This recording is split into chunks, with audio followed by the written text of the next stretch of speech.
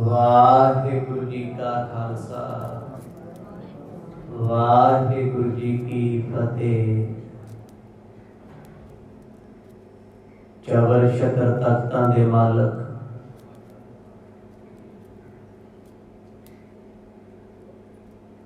दसां पातशाहियां दी आत्मक जोत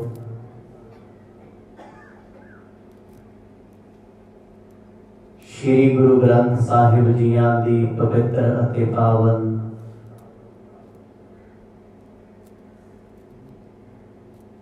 अमृत रूप गोद विच बड़े ही प्यार ते सत्कार नाल जुड़ बैठे हो।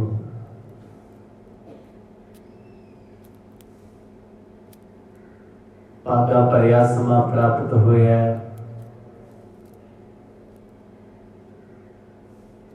गुरु की महिमा नाल जुड़ के इनू सफला बनाइए।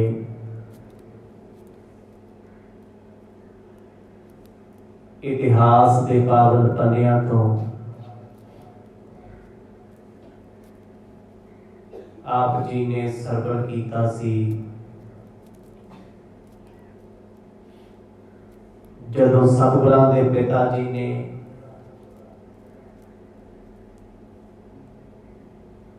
बड़े अदब दे नाल आख्या, बेटा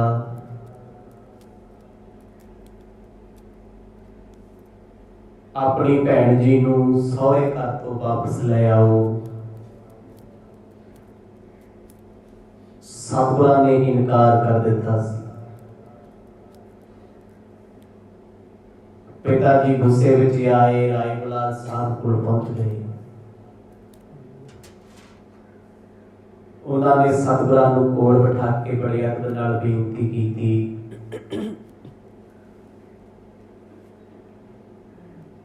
नवाब साहब की बेनती सतगुरां ने कबूल की। भाई बाला जी नाल लेके कुछ सुगातां कुछ पदार्थ लेके पैदल चलते हुए सुल्तानपुर लोधी पहुंचे ने। घर पता किया, भैन नानकी जी नूं मिले ने। भाईया जयराम जी ने बड़ा अदब किया। रिश्ते विच लगदे सतगुरां दे मासड़ धर्मानंद जी सतगुरां नूं मिल के बड़े खुश हुए। एक रात बतीत करन तो बाद सवेर हुंदे सतगुरु जी भैन जी दे सवेत चले ने।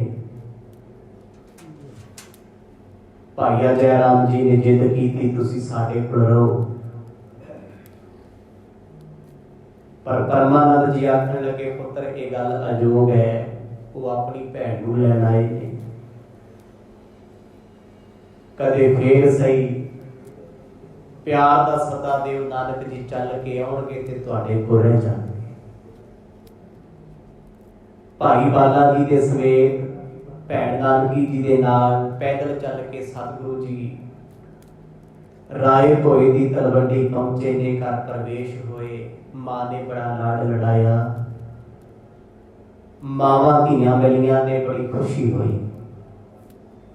इन्हां सारे प्रसंगां नूं बड़े विस्तार सहित आप जी ने सरवण कीता है। आओ कुछ समा मनकित व्यक्तियां नूं एकाग्र चित बढ़ाइए। पाओ प्रेम दी सांझ। आसीस बख्शो, गज बज के आखो जी सतनाम श्री वाहिगुरु साहिब जी।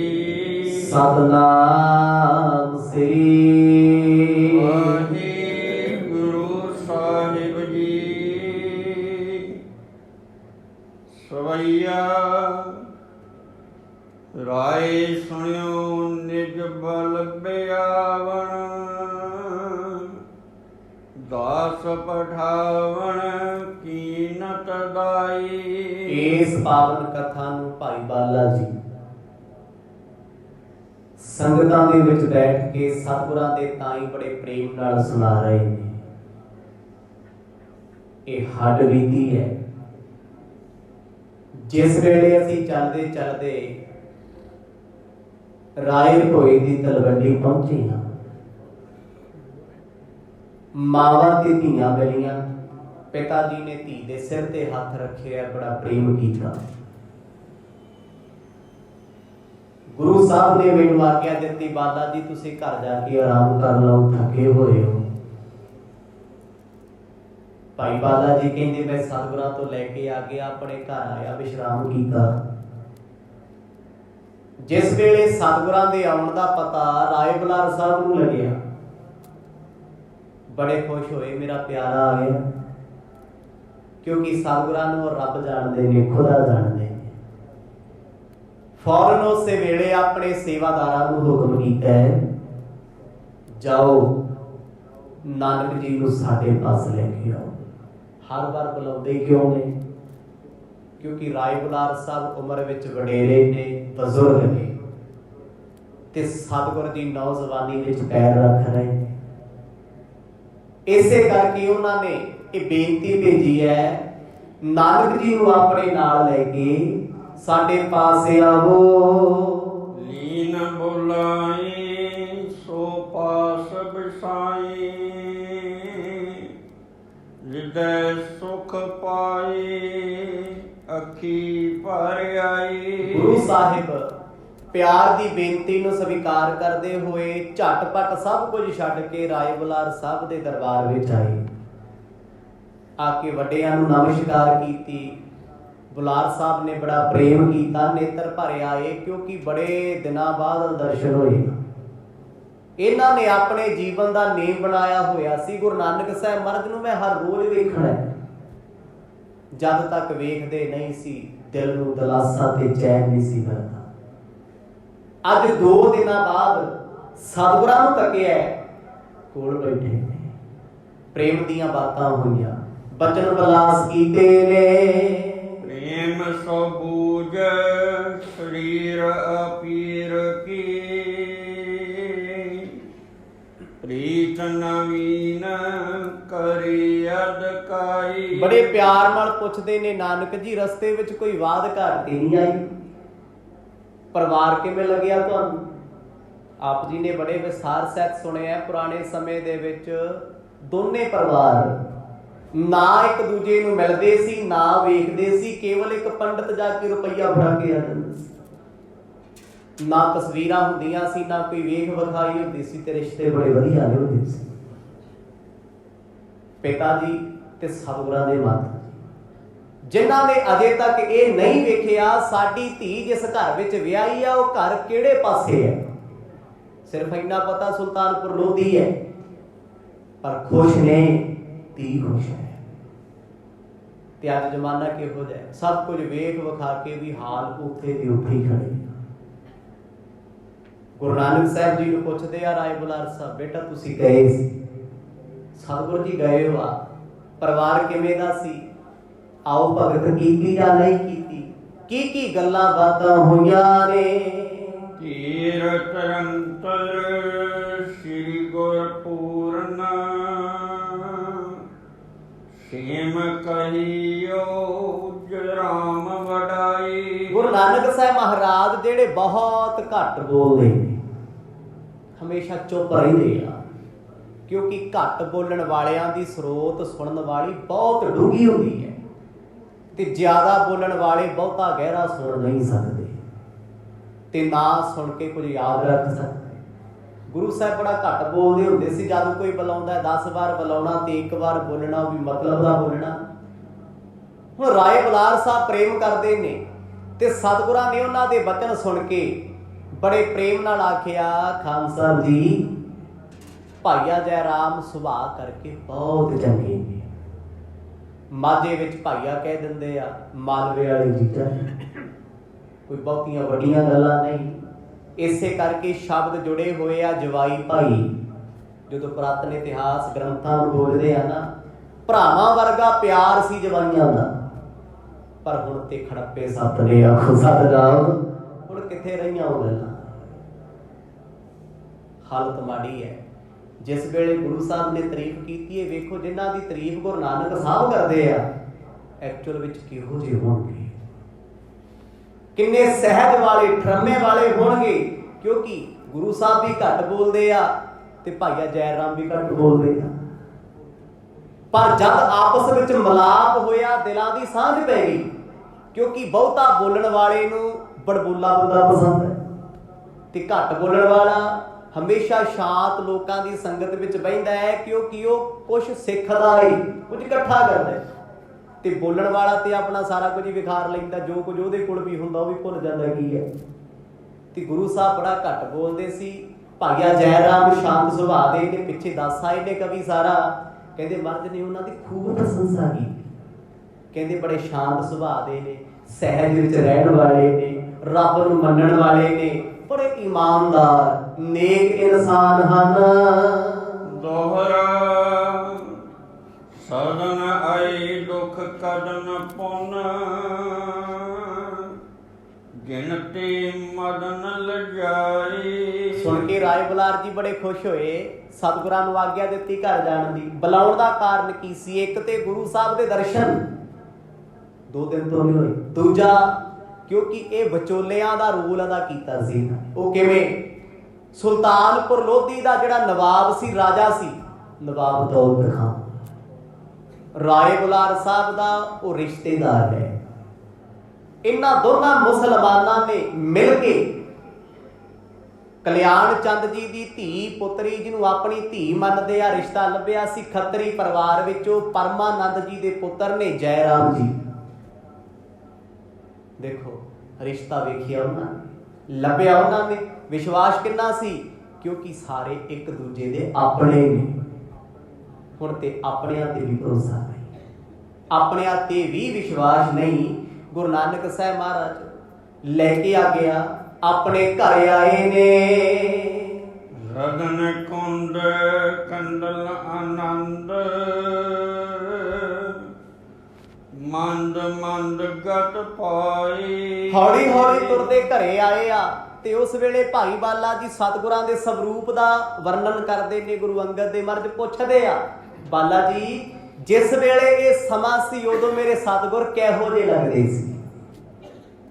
ਇਹ ਤੇ ਚਾਹਤਾ ਨਾ ਸੁਣੋ, ਕਿਉਂਕਿ ਪਿੱਛੇ ਟਾਈਮ ਟੂ ਟਾਈਮ, ਵਕਤ ਟੂ ਵਕਤ ਦੱਸਦੇ ਆਏ ਨੇ ਵੀ ਇਸ ਵੇਲੇ ਮੇਰੇ ਸਤਿਗੁਰ ਹੁਣ ਇਦਾਂ ਦੇ ਹੋ ਗਏ, ਹੁਣ ਇਦਾਂ ਦੇ ਹੋ ਗਏ।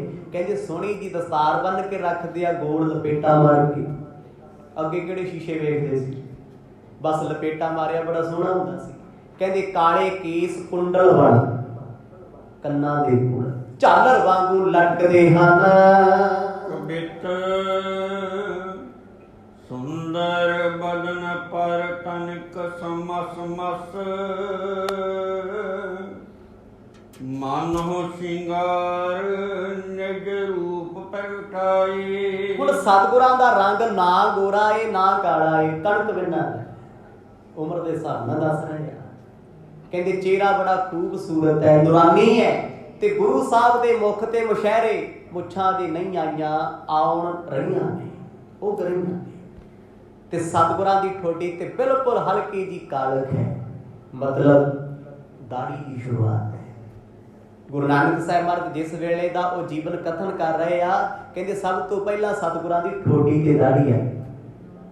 ਬੜੇ ਮਸਨੂਮ ਹਨ, ਚੁੱਪ ਚੁੱਪ ਰਹਿੰਦੇ ਆ, ਸ਼ਾਂਤ ਰਹਿੰਦੇ ਨੇ। ਮੰਨ ਲਓ ਕਾਮਦੇਵ ਨੇ ਆਪਣੇ ਸਾਰੇ ਸ਼ਿੰਗਾਰ ਲੋੜੇ ਦੇ ਗੁਰੂ ਸਾਹਿਬ ਦੇ ਰੂਪ ਤੇ ਤਾਰਦੇ ਹੋ। ਕਾਮਦੇਵ ਸ਼ਿੰਗਾਰ ਦਾ ਦੇਵ ਹੈ, ਜਿਹਦਾ ਬੜੀ ਵਾਰ ਜ਼ਿਕਰ ਹੁੰਦਾ ਹੈ ਇਤਿਹਾਸ ਵਿੱਚ ਵੀ, ਧਾਰਮਿਕ ਪੁਸਤਕਾਂ ਗ੍ਰੰਥਾਂ ਦੇ ਵਿੱਚ ਵੀ।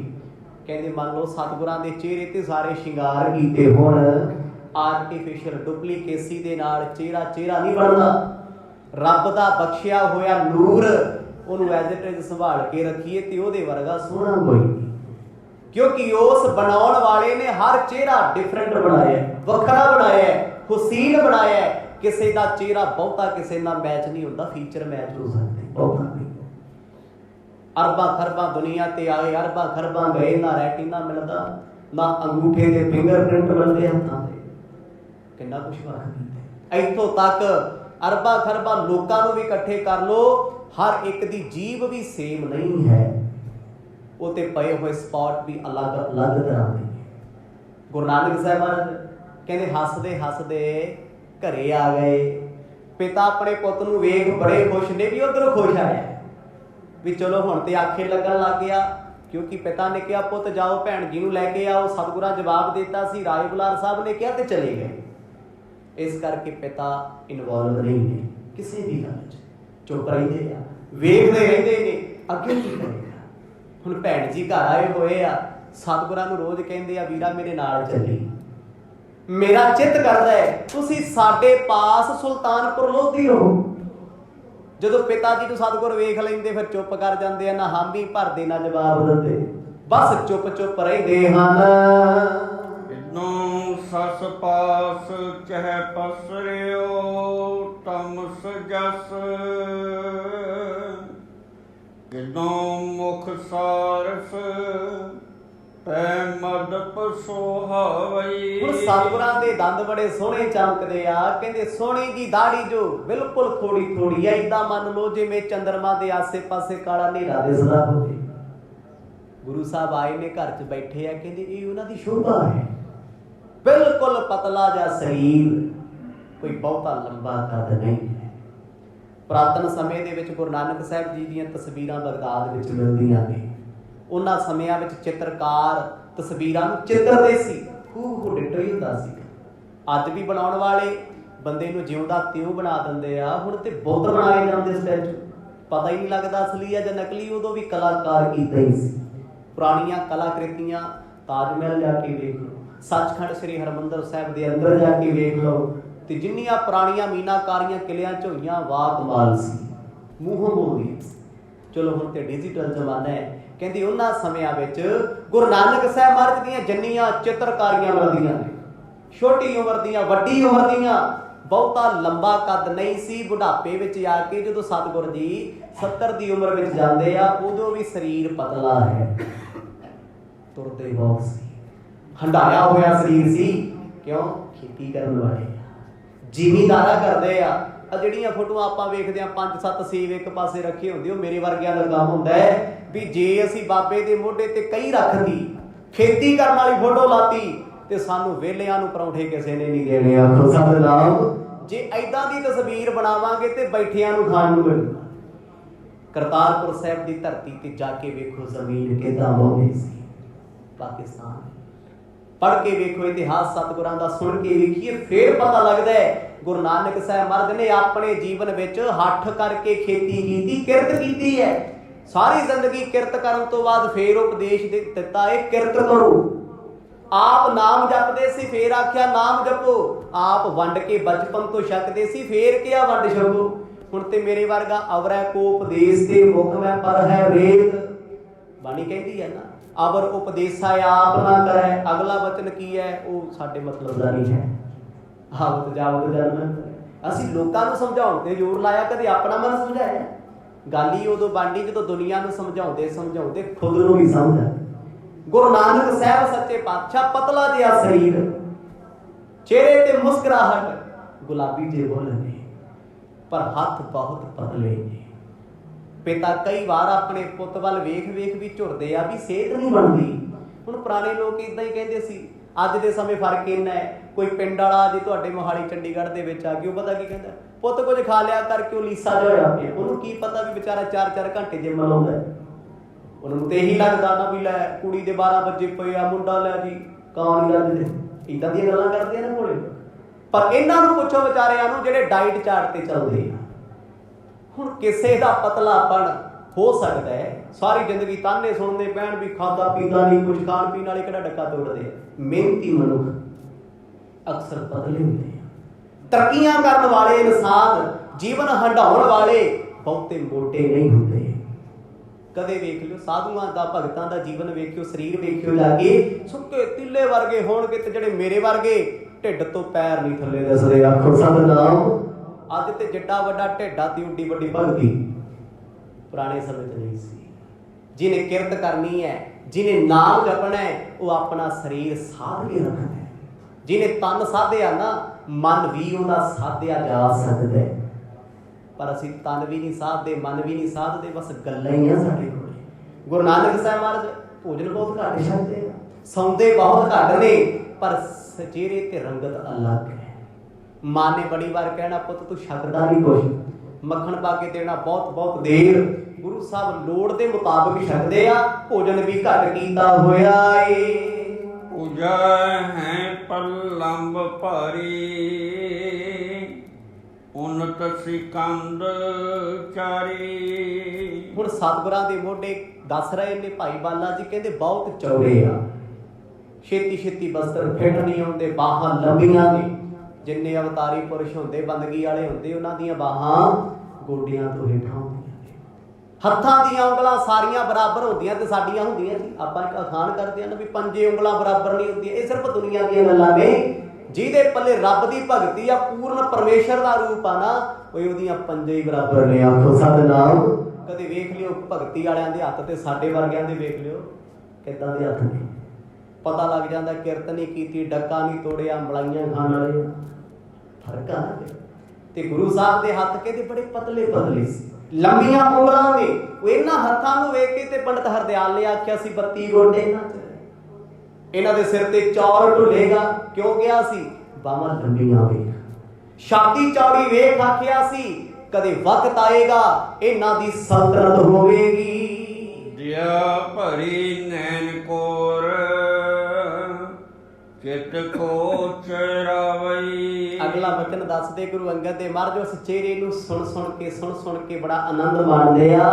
ਕਹਿੰਦੇ ਸਤਿਗੁਰਾਂ ਦੀਆਂ ਅੱਖਾਂ ਦੀਆਂ ਪੁਤਲੀਆਂ ਬਿਲਕੁਲ ਕਾਲੀਆਂ ਤੇ ਮਿਰਗਾਂ ਵਰਗੇ ਨੈਣ ਗੁਰੂ ਸਾਹਿਬ ਦੇ ਨੇ, ਜਿਹਨੂੰ ਅੱਖ ਭਰ ਕੇ ਵੇਖ ਲੈਂਦੇ ਦਿਲ ਚੁਰਾ ਲੈਂਦੇ। ਆਖੋ ਸਤਿਨਾਮ। ਰਾਹ ਲੰਘੇ ਜਾਂਦੇ ਨਾ ਗੁਰੂ ਸਾਹਿਬ ਜਿਹਨੂੰ ਵੇਖ ਲੈਂਦੇ ਆ, ਉਹ ਬੰਦਾ ਮੁੜ ਕੇ ਵੇਖਦਾ ਵੀ ਕੋਈ ਤੇ ਸੀ, ਮਨ ਖੋਲ ਲੈਂਦੇ ਆ, ਦਿਲ ਖਿੱਚ ਲੈਂਦੇ ਆ। ਉਹ ਦਰਸ਼ਨਾਂ ਲਈ ਤਰਸਦਾ ਹੈ। ਪਰ ਸਤਿਗੁਰ ਜ਼ਿਆਦਾਤਰ ਕਟਾਕਸ਼ ਨਜ਼ਰ ਨਾ ਵੇਖਦੇ। ਕਟਾਕਸ਼ ਕਿਹੜਾ ਹੁੰਦਾ? ਤਿਰਛੀ ਅੱਖ, ਗਹਿਰੀ ਅੱਖ, ਟੇਢੀ। ਹੁਣ ਦੁਨੀਆ ਦੀ ਟੇਢੀ ਅੱਖ ਹੋਰ ਹੈ ਜੀ, ਭਗਤੀ ਵਾਲਿਆਂ ਦੀ ਹੋਰ ਹੈ। ਇਹ ਵੀ ਫਰਕ ਹੈ। ਆਪਾਂ ਟੇਢੀ ਅੱਖ ਨਾਲ ਵੇਖਦੇ ਹਾਂ, ਮਤਲਬ ਸਾਡੇ ਅੰਦਰ ਖੋਰ ਚੱਲਦਾ, ਖੋਟ ਹੈ ਕੋਈ। ਕਿਸੇ ਨੂੰ ਟੇਢੀ ਅੱਖ ਨਾਲ ਵੇਖਦੇ ਪਾਪ ਆ। ਤੇ ਰੱਬ ਦੇ ਪਿਆਰੇ ਜਦੋਂ ਤਿਰਛੀ ਅੱਖ ਨਾਲ ਵੇਖਦੇ ਆ, ਕਿਸੇ ਦੇ ਭਲੇ ਵਾਸਤੇ ਵੇਖਦੇ ਆ, ਪੁੰਨ ਕਰਨ ਵਾਸਤੇ ਵੇਖਦੇ ਆ। ਕਹਿੰਦੇ ਗੁਰੂ ਸਾਹਿਬ ਦੇ ਨੇਤਰਾਂ ਦੇ ਵਿੱਚੋਂ ਤਰਸ ਅਤੇ ਦਇਆ ਹਰ ਵੇਲੇ ਢਲਦੀ ਹੈ। ਕੁੰਡਲ ਕਪੋਲ ਪਰ ਚਮਕਤ ਲੋਣ ਪਈ। ਹੁਣ ਸਤਿਗੁਰਾਂ ਦੇ ਕੁੰਡਲ ਕਹਿੰਦੇ ਗੱਲਾਂ ਦੇ ਕੋਲ ਲਟਕਦੇ ਆ। ਜਦੋਂ ਗੁਰੂ ਸਾਹਿਬ ਹੱਸਦੇ ਆ, ਬੋਲਦੇ ਆ, ਉਹ ਕੇਸ ਹਿੱਲਦੇ ਆ, ਪਰਨੇ ਦੇ ਪਿੱਛੋਂ ਵੀ ਕੇਸ ਲਟਕਦੇ ਆ। ਉਦੋਂ ਕਿਹੜਾ ਬਾਜਾ ਬੂਜਾਂ ਦਾ ਰਿਵਾਜ ਹੁੰਦਾ ਸੀ? ਸਿੰਪਲ ਜਿਹੀ ਗੱਲ ਸੀ। ਦਸਤਾਰ ਕੇਸਾਂ ਨੂੰ ਢੱਕਣ ਵਾਸਤੇ ਹੁੰਦੀ ਸੀ। ਕਹਿੰਦੇ ਮਾਂ ਆਪਣੇ ਪੁੱਤ ਦੀ ਸ਼ੋਭਾ ਵੇਖ ਕੁਰਬਾਨ ਜਾਂਦੀ ਹੈ, ਕਿਉਂਕਿ ਐਸਾ ਨੂਰਾਨੀ ਚਿਹਰਾ ਹੈ। ਪਹਿਲਾਂ ਤੇ ਕਿਸੇ ਵੱਲ ਵੇਖਦੇ ਨਹੀਂ, ਫਿਰ ਜਿਹਦੇ ਵੱਲ ਵੇਖ ਲੈਂਦੇ ਉਹਦੀ ਤਾਰ ਕਰਤਾਰ ਨਾਲ ਜੋੜ ਦਿੰਦੇ। ਤੇ ਜਿਹਨੂੰ ਉਹਨਾਂ ਦੀ ਸਮਝ ਆ ਜੇ, ਉਹਨਾਂ ਤੋਂ ਦੂਰ ਨਹੀਂ ਹੁੰਦਾ। ਕਿ ਮੁਖ ਅਮੋਲ ਸ਼ਬ ਹੀਰੋ ਟੀ ਲਵਾਵਈ। ਇਹ ਸਤਿਗੁਰਾਂ ਦੀ ਠੋਡੀ ਜਿੱਥੇ ਤਿੱਖੀ ਹੈ, ਕਹਿੰਦੀ ਉੱਥੇ ਛੋਟਾ ਜਿਹਾ ਤਿਲ ਵੀ ਦਿਸਦਾ ਹੈ। ਭਾਈ ਬਾਲਾ ਜੀ ਰੂਪ ਦਾ ਕਥਨ ਕਰ ਰਹੇ ਨੇ ਗੁਰੂ ਨਾਨਕ ਸਾਹਿਬ ਜੀ ਦੇ। ਹੁਣ ਉਮਰ ਦਾ ਹਿਸਾਬ ਲਾ ਲਓ, ਤਕਰੀਬਨ ਹੋਣੀ 12-13 ਸਾਲ। ਜਿਹਦਾ ਜ਼ਿਕਰ ਕਰ ਰਹੇ ਆ, ਕਿਉਂਕਿ ਦਾੜੀ ਨਹੀਂ ਅਜੇ ਆਈ, ਪਤਲਾ ਜਿਹਾ ਸਰੀਰ ਹੈ। ਹੁਣ ਉਮਰ ਵਿੱਚ ਸਤਿਗੁਰਾਂ ਤੋਂ ਭਾਈ ਬਾਲਾ ਜੀ 3 ਤੋਂ 5 ਸਾਲ ਵੱਡੇ ਆ। ਉਹਨਾਂ ਤੇ ਥੋੜੀ ਥੋੜੀ ਦਾੜੀ ਹੈ, ਪਰ ਗੁਰੂ ਨਾਨਕ ਸਾਹਿਬ ਮਹਾਰਾਜ ਫੁਰਤੀਲੇ ਬਹੁਤ ਨੇ, ਸਾਵਧਾਨ ਬੜੇ ਆ। ਪਰ ਜਦੋਂ ਆਪਣੇ ਆਨੰਦ ਚ ਬੈਠਦੇ ਨੇ, ਫਿਰ ਲੋਕ ਇੱਥੋਂ ਤੱਕ ਗੱਲਾਂ ਕਰਦੇ, ਕਹਿੰਦੇ ਇੱਕ ਹਫ਼ਤਾ ਚੌਂਕੜਾ ਨਹੀਂ ਖੋਲਦੇ, ਕਈ ਮਹੀਨੇ ਪਰਵਾਹੀ ਨਹੀਂ ਕਿਸੇ ਦੀ ਕਰਦੇ। ਤੇ ਆਪ ਜੀ ਨੇ ਸੁਣਿਆ ਨਾ ਪਿੱਛੇ, ਫੁਰਤੀਲਿਆਂ ਚੋਂ ਫੁਰਤੀਲੇ ਬੜੇ ਆ, ਫਿਕਰਮੰਦਾਂ ਚੋਂ ਫਿਕਰਮੰਦ ਬੜੇ ਆ, ਉਦਾਸੀਨਾਂ ਵਿੱਚੋਂ ਉਦਾਸ ਬੜੇ ਆ। ਹਰ ਪ੍ਰਕਾਰ ਦੀ ਵਿਰਤੀ ਉਹ ਢਾਲ ਕੇ ਰੱਖਦੇ ਨੇ। ਰਾਗ ਵਿਰੋਧ ਤੀਰਤਨ ਰੋਦਨ ਆਦ ਤੇਰੀ ਸਦਾ ਜਿਨ ਕੀ। ਹੁਣ ਸਤਿਗੁਰਾਂ ਨੇ ਇਹਨਾਂ ਦਿਨਾਂ ਦੇ ਵਿੱਚ ਜਦੋਂ ਭੈਣ ਜੀ ਘਰ ਆਏ ਹੋਏ ਆ, ਕਹਿੰਦੇ ਆਪਣੀ ਬਿਰਤੀ ਨੂੰ ਨਿਰੋਧ ਲਿਆ, ਰੋਕ ਲਿਆ। ਥੋੜੇ ਜਿਹੇ ਸਤਿਗੁਰ ਸੰਸਾਰੀ ਬਿਰਤੀ ਚ ਆ ਗਏ ਸੀ ਨਾ, ਜਿਵੇਂ ਪਿਤਾ ਕਹਿੰਦੇ ਸੀ ਕਰੀ ਜਾਂਦੇ ਸੀ, ਫਿਰ ਸੁਭਾਅ ਬਦਲਿਆ। ਆਪਣੇ ਆਪ ਨੂੰ ਉਦਾਸ ਰੱਖਦੇ ਆ। ਉਦਾਸ ਮਤਲਬ ਰੱਬ ਦੇ ਰੰਗਾਂ। ਸਾਡੇ ਵਾਂਗੂ ਸੈਡ ਨਹੀਂ ਵੀ ਘੜੀ ਚ ਉਦਾਸ ਆ ਤੇ ਘੜੀ ਚ ਖੁਸ਼ ਆ। ਇੱਕ ਸਮ ਬਿਰਤੀ ਦੇ ਵਿੱਚ ਸੱਚੇ ਪਾਤਸ਼ਾਹ ਹਰ ਵੇਲੇ ਰਹਿੰਦੇ ਨੇ। ਸਹਿ ਨਾ ਸਕੈ ਹਰ ਖਿੰ ਮਨ ਸ਼ੋਕ ਦੇਵ ਜਿਉ ਦਲ ਕੁੰਜ ਗਲੰਕਨ ਕੀ। ਤੇ ਗੁਰੂ ਸਾਹਿਬ ਕਦੇ ਕਿਸੇ ਦਾ ਦੁੱਖ ਨਹੀਂ ਵੇਖ ਸਕਦੇ, ਕਿਸੇ ਦਾ ਸ਼ੂਕ ਗਮ ਨਹੀਂ ਵੇਖ ਸਕਦੇ। ਇੰਨਾ ਤਰਸ ਉਹਨਾਂ ਦੇ ਅੰਦਰ ਹੈ। ਕਵਲ ਦਾ ਫੁੱਲ ਬੇਸ਼ੱਕ ਚਿੱਕੜ ਵਿੱਚ ਹੋਇਆ ਹੋਵੇ ਪਰ ਮੈਲਾ ਨਹੀਂ ਹੁੰਦਾ, ਫਿਰ ਵੀ ਖੁਸ਼ਬੂ ਦੇ ਰਿਹਾ। ਭਾਵੇਂ ਚਿੱਕੜ ਵੀ ਸੁੱਕ ਜਾਵੇ, ਪਾਣੀ ਵੀ ਸੁੱਕ ਜਾਵੇ, ਉਹਦਾ ਫਰਜ਼ ਹੁੰਦਾ ਹੈ ਭੌਰਿਆਂ ਨੂੰ ਖੁਸ਼ਬੂ ਦੇਣਾ। ਤੇ ਗੁਰੂ ਨਾਨਕ ਸਾਹਿਬ ਮਹਾਰਾਜ ਜਿਵੇਂ ਮਰਜ਼ੀ ਭਾਵੇਂ ਪਰਿਵਾਰ 'ਚ ਰਹਿੰਦੇ ਨੇ, ਘਰੋਂ ਬਾਹਰ ਰਹਿੰਦੇ ਨੇ, ਸਭ ਨੂੰ ਪ੍ਰੇਮ ਵੰਡਦੇ ਨੇ।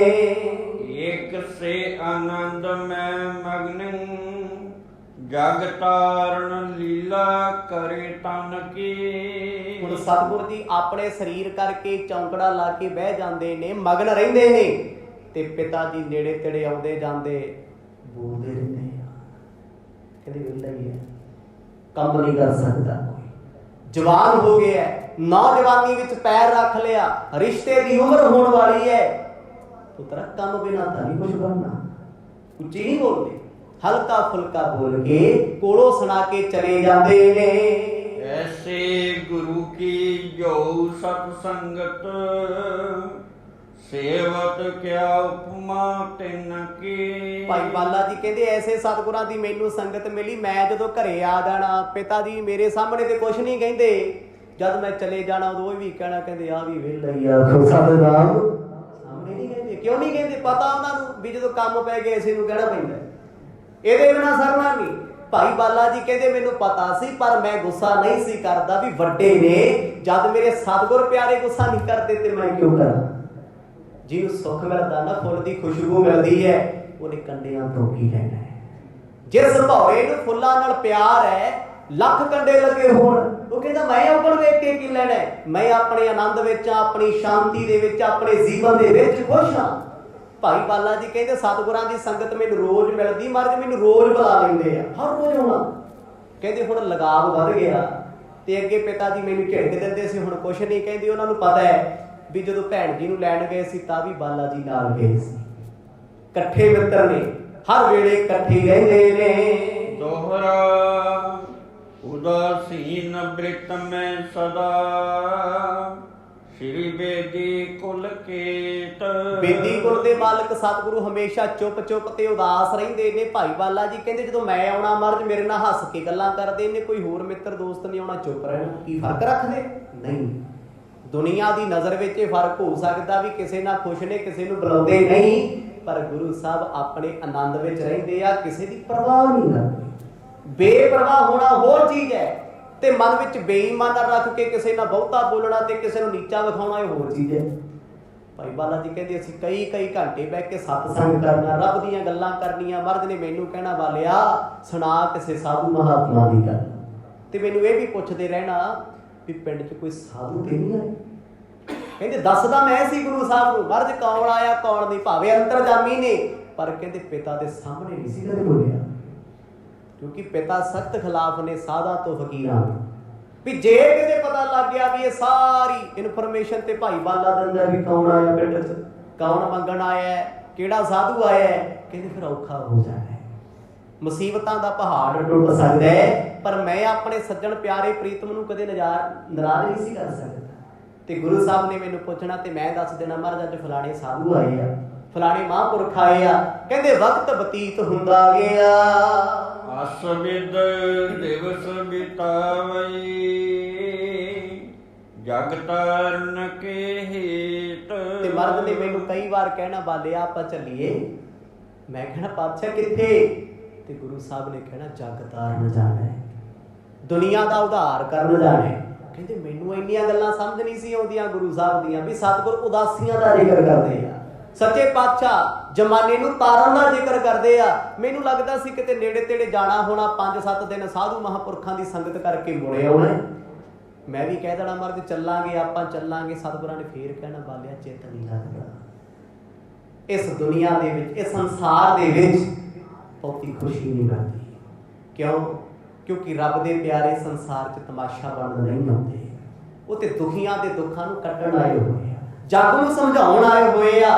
ਕਹਿੰਦੇ ਹੁਣ ਕਈ ਦਿਨ ਬਤੀਤ ਹੋਏ, ਭੈਣ ਜੀ ਘਰ ਨੇ, 10 ਤੋਂ 15 ਦਿਨ ਬੇਬੇ ਨਾਨਕੀ ਜੀ ਮਾਤਾ ਪਿਤਾ ਦੇ ਘਰ ਰਹੇ। ਉਧਰੋਂ ਸੁਲਤਾਨਪੁਰ ਤੋਂ ਚਿੱਠੀ ਆ ਰਹੀ ਵੀ ਲੈਣ ਵਾਸਤੇ ਆ ਰਹੇ ਆ। ਅੱਗੇ ਚਿੱਠੀ ਪੱਤਰ ਦਾ ਬਹੁਤਾ ਜ਼ੋਰ ਹੁੰਦਾ ਸੀ ਤੇ ਪਿਤਾ ਜੀ ਤੇ ਮਾਤਾ ਜੀ ਖੁਸ਼ ਬੜੇ ਆ, ਬੜਾ ਪ੍ਰੇਮ ਕਰਦੇ ਆਪਣੀ ਧੀ ਨੂੰ ਤੇ ਆਪਣੇ ਪੁੱਤਰ ਨੂੰ। ਉਹਨਾਂ ਫੇਰ ਕਹਿਣਾ ਆਪਣੀ ਧੀ ਨੂੰ, ਪੁੱਤ ਜਾਂਦੀ ਜਾਂਦੀ ਇਹਨੂੰ ਸਮਝਾ ਕੇ ਜਾਈ, ਇਹ ਤੇਰੀ ਮੰਨਦਾ ਤੇਰੀ ਸੁਣਦਾ, ਇਹਨੂੰ ਕਹਿ ਵੀ ਸਾਧਾਂ ਕੋਲ ਨਾ ਫਿਰਿਆ ਕਰ, ਫਕੀਰਾਂ ਕੋਲ ਨਾ ਜਾਇਆ ਕਰ, ਕੋਈ ਕੰਮਕਾਰ ਕਰਨਾ ਸਿੱਖ ਲੈ।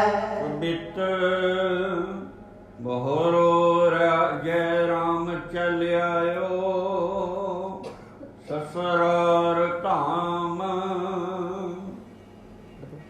ਜਾਂ ਕੋ ਅਬਰਾਮ ਬਿਖਾ, ਲੈਨੇ ਹਿਤ ਨਾਨਕੀ। ਹੁਣ ਉਧਰੋਂ ਜੈ ਰਾਮ ਜੀ ਸੁਲਤਾਨਪੁਰ ਲੋਧੀ ਤੋਂ ਚੱਲੇ ਆ, ਆਪਣੀ ਪਤਨੀ ਨੂੰ ਲੈਣ ਆਏ। ਕਹਿੰਦੇ ਚੱਲਦੇ ਚੱਲਦੇ ਉਹ ਵੀ ਨਗਰ ਪਹੁੰਚ ਗਏ, ਘਰੇ ਆਏ, ਸਹੁਰੇ ਘਰ ਆਏ, ਬੜਾ ਮਾਣ ਸਤਿਕਾਰ ਹੋਇਆ। ਗੁਰੂ ਨਾਨਕ ਸਾਹਿਬ ਬਾਰੇ ਪੁੱਛਿਆ, ਕਹਿੰਦੇ ਕਿੱਥੇ ਨੇ? ਤੇ ਗੁਰੂ ਸਾਹਿਬ ਭਾਈ ਬਾਲਾ ਜੀ ਦੇ ਨਾਲ ਕਿਤੇ ਬਾਹਰ ਨਗਰ ਵਿੱਚ ਸੀ। ਜਦੋਂ ਮਹਾਰਾਜ ਨੂੰ ਪਤਾ ਲੱਗਿਆ ਵੀ ਭਾਈਆ ਜੀ ਆਏ ਆ, ਗੁਰੂ ਸਾਹਿਬ ਜੀ ਨਾਲ ਹੀ ਆ ਗਏ, ਮਿਲੇ ਆ ਕੇ ਬੜਾ ਪਿਆਰ ਹੋਇਆ। ਕਹਿੰਦੇ ਭੈਣ ਭਰਾਵਾਂ ਵਾਲਾ ਪ੍ਰੇਮ ਸੀ, ਇੱਥੇ ਨਹੀਂ ਸੀ ਕੋਈ ਖਾਸ ਗੱਲ ਵੀ ਜਵਾਈ ਆਇਆ ਭਾਂਡੇ ਪਕਾ ਦੂਗਾ। ਅੱਜ ਕੱਲ ਤੇ ਜਵਾਈ ਵੀ ਤੋਪਾਂ ਬਣ ਕੇ ਜਾਂਦੇ ਆ, ਸਤਿਨਾਮ। ਜਿਵੇਂ ਸਰਕਾਰ ਨੇ ਰਫੇਲ ਖਰੀਦਿਆ ਨਾ, ਅੱਜ ਕੱਲ ਦੇ ਜਵਾਈਆਂ ਨੂੰ ਫੀਲਿੰਗ ਹੁੰਦੀ ਆ ਵੀ ਮੈਂ ਚੱਲਿਆ ਲੈਂਡ ਹੋਣਾ, ਸਾਰਾ ਜ਼ਮਾਨਾ ਇਕੱਠਾ ਹੋ ਜਾਵੇ ਪਿੰਡ, ਵੀ ਜੇ ਮੇਰੇ ਸਾਹਮਣੇ ਆਲੇ ਦੁਆਲੇ ਇਕੱਠੇ ਨਾ ਹੋਏ ਤੇ ਲੋਕ ਕੀ ਕਹਿਣਗੇ, ਕੌਣ ਆਇਆ? ਕਿਤੇ ਨਾ ਕਿਤੇ ਹੋਵੇ ਆ, ਧੀ ਵਾਲਿਆਂ ਨੂੰ ਨੀਚਾ ਵਿਖਾਉਣ ਦੀ ਹੋਵੇ। ਪਰ ਵੇਖੋ ਜੈ ਰਾਮ ਇੰਨੀ ਸਾਦਗੀ ਚਾਹੇ ਇਕੱਲੇ ਹੀ ਆ ਗਏ ਤੁਰ ਕੇ, ਕੋਈ ਨੌਕਰ ਨਹੀਂ, ਕੋਈ ਸਾਥੀ ਨਹੀਂ, ਘੋੜੇ ਦੇ ਵੀ ਆ ਸਕਦੇ ਸੀ, ਪਾਲਕੀ ਦੇ ਵੀ ਆ ਸਕਦੇ ਸੀ, ਕੁਛ ਨਹੀਂ ਲੈ ਕੇ ਆਏ। ਕਹਿੰਦੇ ਆ ਕੇ ਮਿਲੇ, ਬੜੇ ਪ੍ਰੇਮ ਨਾਲ ਏਦਾਂ ਘੁਲੇ ਮਿਲੇ ਹੋਏ ਆ, ਪਤਾ ਨਹੀਂ ਕਿੰਨੇ ਲੰਮੇ ਸਮੇਂ ਤੋਂ ਜਾਣਦੇ ਨੇ। ਸੁਣ ਕੇ ਬੁਲਾਰ ਨੇ ਬੁਲਾਏ ਪਠ ਤਤਕਾਲ, ਆਏ ਮਿਲਿਓ ਭਲੀ ਰੀਤ ਕਰੀ ਸਨਮਾਨ ਕੀ। ਜਿਸ ਵੇਲੇ ਜੈ ਰਾਮ ਜੀ ਦਾ ਆਉਣਾ ਰਾਏ ਬੁਲਾਰ ਸਾਹਿਬ ਨੇ ਸੁਣਿਆ, ਉਹਨਾਂ ਨੇ ਉਸੇ ਵੇਲੇ ਸੱਦਾ ਭੇਜਿਆ ਵੀ ਉਹਨਾਂ ਨੂੰ ਮੇਰੇ ਕੋਲ ਲੈ ਕੇ ਆਓ, ਮੈਂ ਮਿਲਣਾ ਚਾਹੁੰਦਾ। ਕਿਉਂਕਿ ਰਿਸ਼ਤਾ ਕਰਵਾਉਣ ਵਾਲੇ ਤੇ ਇਹੀ ਨੇ, ਬੇਨਤੀਆਂ ਵੀ ਕਰਨੀਆਂ ਨੇ, ਮਿਲਣਾ ਵੀ ਚਾਹੁੰਦੇ ਆ। ਜੈ ਰਾਮ ਜੀ ਨੂੰ ਜਦੋਂ ਪਤਾ ਲੱਗਾ ਬੜੇ ਖੁਸ਼ ਹੋਏ, ਕਹਿੰਦੇ ਚਲੋ ਵੱਡੇ ਆ, ਬਜ਼ੁਰਗ ਨੇ, ਰਾਜੇ ਨੇ, ਤੇ ਸਾਡਾ ਮਿਲਣਾ ਫਰਜ਼ ਹੈ। ਉਸੇ ਵੇਲੇ ਉੱਠ ਕੇ ਤੁਰ ਗਏ। ਗੁਰੂ ਨਾਨਕ ਸਾਹਿਬ ਨਹੀਂ ਗਏ, ਇਕੱਲਿਆਂ ਨੂੰ ਬੁਲਾਇਆ, ਇਕੱਲਿਆਂ ਨਹੀਂ ਜਾਣਾ ਏ। ਚਲ ਪਰ ਸੰਗ ਕਰ ਹਿਰਦੈ ਮੈਂ ਆਨੰਦ ਧਰ, ਬੋਲਿਓ ਸਮਝਾਣ ਹਿਤ ਵਿਦਗਤ ਦਾਨ ਕੀ। ਰਾਏ ਬੁਲਾਰ ਜੀ ਨੂੰ ਜਾ ਕੇ ਮੱਥਾ ਟੇਕਿਆ, ਜੈ ਰਾਮ ਜੀ ਨੇ ਬੈਠੇ ਨੇ, ਮੁਲਾਕਾਤ ਹੋਈ, ਉਹ ਆਪਣੇ ਘਰ ਲੈ ਆਏ। ਕਿਉਂਕਿ ਰਾਏ ਬੁਲਾਰ ਬੇਬੇ ਨਾਨਕੀ ਜੀ ਨੂੰ ਆਪਣੀ ਪੁੱਤਰੀ ਮੰਨਦੇ ਨੇ। ਫਿਲਹਾਲ ਉਹਨਾਂ ਦੇ ਘਰ 'ਚ ਕੋਈ ਬੱਚਾ ਨਹੀਂ ਸੀ, ਧੀ ਮੰਨਦੇ ਨੇ ਆਪਣੀ। ਫਿਰ ਇਹ ਜਵਾਈ ਹੋਏ, ਪਿਆਰ ਕਿੰਨਾ ਸੀ।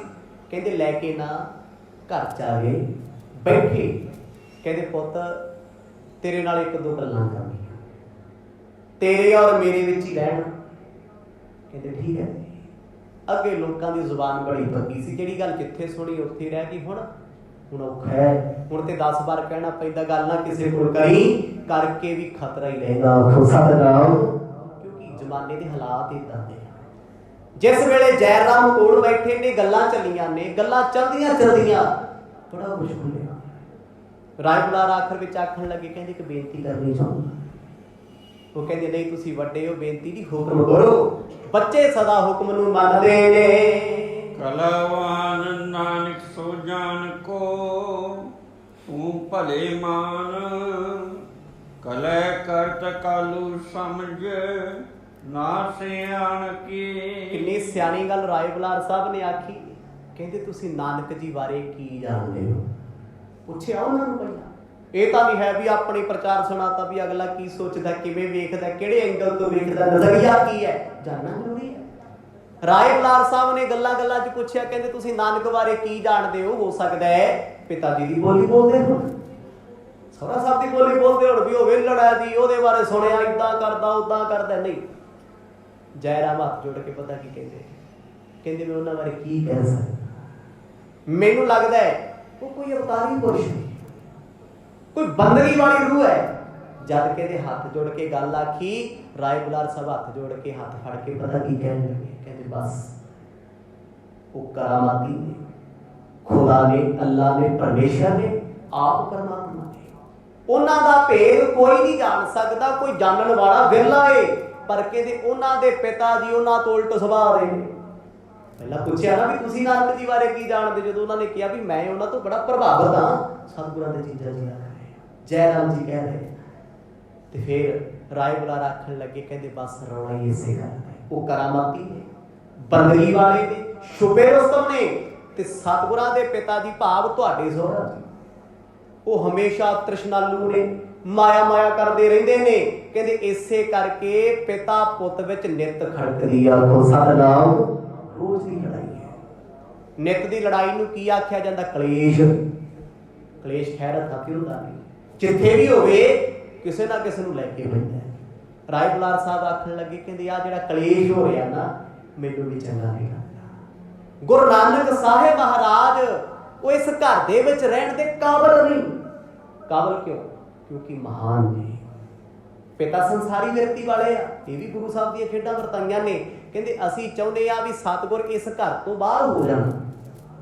ਕਿੱਡੀ ਡੂੰਘੀ ਸੋਚ ਹੈ ਵੀ ਜੇ ਇੱਥੇ ਰਹਿਣਗੇ ਤੇ ਪਿਤਾ ਨੇ ਰੋਜ਼ ਉਹੀ ਗੱਲਾਂ, ਉਹੀ ਲੜਾਈਆਂ, ਉਹੀ ਝਗੜੇ ਰਹਿਣਗੇ। ਮੇਰੋ ਕਹਿਓ ਮਾਨ, ਨਿਜ ਰੱਖੋ ਕਰ ਮਾਨ ਸਨ, ਉਤੇ ਕਿਤ ਥਾਨ ਬਿਦ ਬਿਹਾਏ ਕੀ ਮਿਲ ਲੀਜੀਏ। ਤੇ ਰਾਏ ਬੁਲਾਰ ਆਖਣ ਲੱਗੇ ਹੱਥ ਜੋੜ ਕੇ, ਕਹਿੰਦੇ ਪੁੱਤ ਜੇ ਮੇਰੀ ਬੇਨਤੀ ਮੰਨ ਲੈ, ਇੱਕ ਰਾਜਾ ਪ੍ਰੇਮ ਚ ਬੋਲਦਾ, ਜੇ ਮੇਰੀ ਬੇਨਤੀ ਮੰਨੇ ਤੇ ਨਾਨਕ ਜੀ ਨੂੰ ਆਪਣੇ ਘਰ ਲੈ ਜਾਓ, ਆਪਣੇ ਪਿੰਡ ਲੈ ਜਾਓ, ਪੱਕੇ ਤੌਰ ਤੇ ਰੱਖ ਲਓ ਆਖੋ ਸਤਿਨਾਮ। ਉਹ ਇੱਥੇ ਖੁਸ਼ ਨਹੀਂ ਨੇ।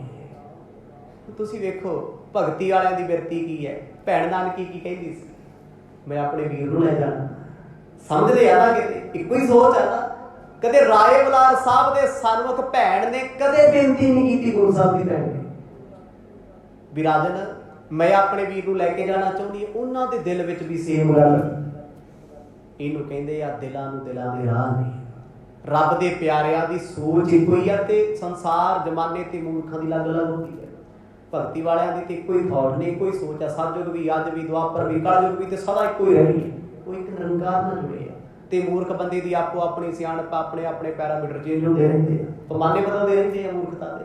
ਹੁਣ ਉਸ ਵੇਲੇ ਜਦੋਂ ਬੇਨਤੀ ਆਖੀ ਤੇ ਜੈ ਰਾਮ ਨੇਤਰ ਭਰੇ ਆਏ ਵੀ ਇੱਕ ਰਾਜਾ ਮੈਨੂੰ ਬੇਨਤੀ ਕਰਦਾ ਏ, ਚੰਗਾ ਨਹੀਂ ਲੱਗਦਾ।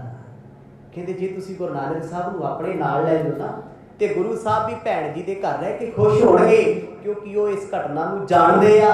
ਜਦ ਪਿਤਾ ਨੇ ਥੱਪੜ ਮਾਰੇ ਸੀ ਤੇ ਭੈਣ ਨੇ ਬਚਾਇਆ ਸੀ। ਬੋਲੀ ਸੀ ਭੈਣ, ਬਾਪੂ ਮੇਰਾ ਵੀਰ ਤੇਰੇ ਘਰ ਦੇ ਵਿੱਚ ਰਹਿਣ ਦੇ ਲਾਇਕ ਹੀ ਨਹੀਂ, ਤੂੰ ਨਿੱਤ ਮਾਰਦਾ ਹੈ, ਨਿੱਤ ਬੋਲਦਾ ਏ। ਇਹਦਾ ਮਤਲਬ ਇਹ ਨਹੀਂ ਅਸੀਂ ਕਮਜ਼ੋਰ ਆ, ਤੇਰੇ ਸਾਹਮਣੇ ਨਹੀਂ ਬੋਲਦੇ, ਪਰ ਇਹ ਨਹੀਂ ਵੀ ਜੇ ਅਸੀਂ ਚੁੱਪ ਆ ਤੇ ਤੁਸੀਂ ਰੋਜ਼ ਅਤਿਆਚਾਰ ਕਰੋਗੇ। ਰਾਏ ਬੁਲਾਰ ਜੀ ਨੇਤਰ ਭਰੇ ਆਏ, ਅੱਖਾਂ 'ਚੋਂ ਹੰਝੂ ਆ ਗਏ ਜਦੋਂ ਗੁਰੂ ਸਾਹਿਬ ਦੇ ਜਾਣ ਦੀ ਗੱਲ ਕੀਤੀ, ਕਿਉਂਕਿ ਦੁੱਖ ਵੀ ਹੈ। ਜੇ ਮਰਦ ਚਲੇ ਜਾਣਗੇ ਦਰਸ਼ਨ ਨਹੀਂ ਹੋਣਗੇ, ਮੁਲਾਕਾਤਾਂ ਹੋਣਗੀਆਂ ਨਹੀਂ। ਸਿਰੋ ਸਭ ਭਾਂਤ ਸੋ ਮਿਟਾਏ ਮਨ ਭਰਾਤ ਮੀਤ, ਭੂਲ ਹੋਣਾ ਪ੍ਰਤੀਕੂਲ ਹੋਣੀ ਮਤ ਕੀਜੀਏ। ਵੇਖੋ ਤੁਸੀਂ ਆਪਣੇ ਘਰ ਲੈ ਜਾਓ, ਜਾ ਕੇ ਸੇਵਾ ਕਰੋ, ਇਹਨਾਂ ਨਾਲ ਪ੍ਰੇਮ ਕਰੋ, ਕਿਉਂਕਿ ਇਹ ਪ੍ਰੇਮ ਦੀ ਮੂਰਤ ਨੇ। ਪਿਤਾ ਪ੍ਰੇਮ ਨਹੀਂ ਕਰਦੇ। ਪਿਤਾ ਤੇ ਪੁੱਤ ਨੂੰ ਪੈਸੇ ਇਕੱਠੇ ਕਰਨ ਵਾਲਾ ਤੇ ਕਮਾਉਣ ਵਾਲਾ ਹੀ ਸਮਝਦੇ ਨੇ। ਉਹਨਾਂ ਨੂੰ ਮਾਇਆ ਤੋਂ ਬਿਨਾਂ ਕੁਝ ਸੁਝਦਾ ਨਹੀਂ। ਜਿੱਥੇ ਵਿਚਾਰ ਨਾ ਮਿਲਦੇ ਹੁਣ ਉੱਥੇ ਡਾਂਗ ਸੋਟਾ ਹੀ ਹੁੰਦਾ ਹੈ। ਵਿਚਾਰਾਂ ਦਾ ਮਿਲਣਾ ਬਹੁਤ ਵੱਡੀ ਪਹਿਲ ਹੈ। ਹੁਣ ਇੱਥੇ ਪਿਤਾ ਤੇ ਪੁੱਤਰ ਦੇ ਵਿਚਾਰਾਂ ਦਾ ਵਖਰੇਵਾਂ ਸੀ। ਪਿਤਾ ਦੁਨਿਆਵੀ ਗੱਲਾਂ ਕਰਦੇ ਆ, ਪੁੱਤ ਮੇਰਾ ਵੱਡੀ ਨੌਕਰੀ ਕਰੇ, ਵੱਡਾ ਕੰਮ ਸਾਂਭੇ, ਤੇ ਗੁਰੂ ਨਾਨਕ ਸਾਹਿਬ ਦੁਨੀਆ ਸਾਂਭਣ ਆਏ ਹੋਏ ਆ, ਉਹ ਸੰਸਾਰ ਸਾਂਭਣ ਆਏ ਆ। ਉਹ ਇੱਕ ਪਰਿਵਾਰ ਥੋੜਾ ਸਾਂਭਣਾ, ਉਹਨਾਂ ਨੇ ਸੰਸਾਰ ਸਾਂਭਿਆ। ਤੇ ਰਾਏ ਬੁਲਾਰ ਜੀ ਨੇ ਬੇਨਤੀ ਕਰਤੀ, ਕਹਿੰਦੇ ਤੁਸੀਂ ਇਹਨਾਂ ਨੂੰ ਨਾਲ ਲੈ ਜਾਓ, ਜਿੰਨਾ ਖਰਚਾ ਹੋਏਗਾ, ਜਿੰਨੀ ਸੇਵਾ ਹੋਏਗੀ, ਮੇਰੀ ਝੋਲੀ ਪਾ ਦਿਓ। ਸਵਾਰਥ ਪਰਮਾਰਥ ਮੈਂ ਜਨਮ ਪਦਾਰਥ ਕੋ, ਚਾਹੋ ਜਿਸ ਕਾਰ ਥਾ ਤੋ ਨਿਕੇ ਲਖ ਲੀਜੀਏ। ਤੇ ਰਾਏ ਬੁਲਾਰ ਉਹ ਦੋ ਗੱਲਾਂ ਦਾ ਜ਼ਿਕਰ ਕਰਦੇ ਆ। ਕਹਿੰਦੇ ਇੱਕ ਪਾਸੇ ਪਰਮਾਰਥ ਆ ਤੇ ਇੱਕ ਪਾਸੇ ਸਵਾਰਥ ਹੈ। ਪਰਮਾਰਥ ਰੂਹਾਨੀਅਤ, ਧਰਮ ਦੀ ਵਿਅਕਤੀ, ਤੇ ਸਵਾਰਥ मेरा मेरा ਉਹ ਵੀ ਮੇਰਾ ਮੈਨੂੰ ਮਿਲ ਜੇ, ਤੇਰਾ ਵੀ ਸਭ ਕੁਝ ਮੇਰੇ ਕੋਲ ਆ ਜੇ, ਮਤਲਬ ਲਾਲਚੀ ਸੁਭਾਅ। ਕਦੇ ਦੋਨੇ ਚੀਜ਼ਾਂ ਇਕੱਠੀਆਂ ਹੋ ਸਕਦੀਆਂ? ਇੱਕ ਪਾਸੇ ਅੱਗ ਹੋਵੇ ਤੇ ਦੂਜੇ ਪਾਸੇ ਪਾਣੀ। ਜੇ ਪਾਣੀ ਵੱਧ ਗਿਆ ਅੱਗ ਬੁਝੂ, ਜੇ ਪਾਣੀ ਘਟ ਗਿਆ ਤੇ ਅੱਗ ਸਾੜ ਦੂ, ਭਾਪਣਾ ਦੂ। ਉਹ ਦੱਸ ਰਹੇ ਆ, ਕਹਿੰਦੇ ਪਰਮਾਰਥ ਤੇ ਸਵਾਰਥ ਦੇ ਵਿੱਚ ਹੋ ਕੀ ਰਿਹਾ? ਜਨਮ ਬੇਅਰਥ ਹੋ ਰਿਹਾ। ਕਿਹਨਾਂ ਦਾ? ਪਰਿਵਾਰ ਵਾਲਿਆਂ ਦਾ, ਸਾਡਾ ਵੀ। ਕਿਉਂਕਿ ਹੀਰੇ ਦੀ ਕਦਰ ਪਿਤਾ ਨਹੀਂ ਜਾਣਦੇ, ਉਹ ਕੇਵਲ ਪੱਥਰਾਂ ਦੇ ਵਪਾਰ ਦੀ ਗੱਲ ਕਰਦੇ ਆ।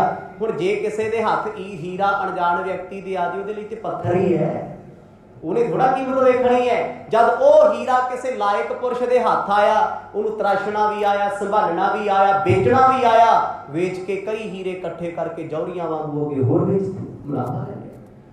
ਗੁਣਾਂ ਦੀ ਸਾਂਝ ਨਹੀਂ ਪੈਦਾ ਕਰਦੇ। ਪਿਤਾ ਨੂੰ ਲੱਗਦਾ ਪੁੱਤ ਮੇਰਾ ਵਿਹਲਾ, ਪੁੱਤ ਮੇਰਾ ਕੋਈ ਕੰਮ ਨਹੀਂ ਕਰ ਸਕਦਾ। ਰਾਏ ਬੁਲਾਰ ਜੀ ਦੇ ਦਿਲ ਦਾ ਦੁੱਖ ਸਤਿਗੁਰਾਂ ਦੇ ਭਾਈਆ ਜੀ ਕੋਲ ਖੋਲਿਆ। ਕੱਲਿਆਂ ਨੂੰ ਇਸੇ ਕਰਕੇ ਬੁਲਾਇਆ ਵੀ ਜੇ ਪਟਵਾਰੀ ਜੀ ਦੇ ਸਾਹਮਣੇ ਆਖਾਂਗੇ ਉਹ ਸੁਣ ਸਕਦੇ ਵੀ ਮੈਂ ਗਲਤ ਹਾਂ, ਉਹ ਸੁਣਨਗੇ। ਉਹਦੇ ਕਹਿਣਗੇ ਰਾਏ ਬੁਲਾਰ ਸਾਹਿਬ ਤੂੰ ਤੇ ਮੇਰੇ ਪੁੱਤ ਨੂੰ ਪੱਟਦਾ, ਉਹਦੇ ਪਹਿਲਾਂ ਵੀ ਕਹਿ ਕੇ ਗਏ ਆ। ਪਰ ਖਾਲਸਾ ਵੇਖ ਰਹੇ ਆ ਵੀ ਗੁਰੂ ਨਾਨਕ ਸਾਹਿਬ ਮਹਾਰਾਜ ਇਸ ਘਰ ਦੇ ਵਿੱਚ ਘੁਟਨ ਮਹਿਸੂਸ ਕਰ ਰਹੇ ਨੇ। ਉਹ ਨਿਕਲਣਾ ਚਾਹੁੰਦੇ ਨੇ ਘਰ ਚ, ਤੇ ਪਿਤਾ ਨਿਕਲ ਨਹੀਂ ਦਿੰਦੇ। ਪਿਤਾ ਉਹਨਾਂ ਨੂੰ ਸੰਸਾਰ ਦੀਆਂ ਗੱਲਾਂ ਬਾਤਾਂ, ਜ਼ਿੰਮੇਵਾਰੀਆਂ ਵਿੱਚ ਉਲਝਾਉਣਾ ਚਾਹੁੰਦੇ ਨੇ। ਏਕ ਤੋ ਕਹਿਣ ਮੇਰੋ, ਦੂਜੇ ਸੰਬੰਧ ਤੇਰੋ, ਤੀਜੇ ਨਿਜ ਭਲਾ ਹੇਰੋ, ਸੇਵਾ ਮੈਂ ਪਰਸੀਜੀਏ। ਤਿੰਨ ਗੱਲਾਂ ਉਸ ਵੇਲੇ ਦੱਸੀਆਂ। ਪਹਿਲਾਂ ਤੇ ਸਵਾਰਥ ਪਰਮਾਰਥ ਦੀ ਗੱਲ ਖਤਮ ਕਰ ਦਿੱਤੀ। ਕਹਿੰਦੇ ਵੇਖੋ, ਇੱਕ ਮੇਰੀ ਗੱਲ ਮੰਨ ਲਓ, ਪਿੰਡ ਦਾ ਰਾਜਾ ਹੋਣ ਦੇ ਮੈਂ ਸਤਿਗੁਰਾਂ ਨੂੰ ਪ੍ਰੇਮ ਕਰਦਾ। ਦੂਜਾ ਸਤਿਗੁਰਾਂ ਦਾ ਤੇਰੇ ਨਾਲ ਸੰਬੰਧ ਹੈ ਭਰਾਵਾਂ ਵਾਲਾ, ਰਿਸ਼ਤਾ ਵੱਡਾ ਛੋਟਾ ਨਹੀਂ ਹੈ, ਭਰਾਵਾਂ ਵਾਲਾ ਹੀ ਹੈ ਸੰਬੰਧ। ਕਹਿੰਦੇ ਹਾਂਜੀ।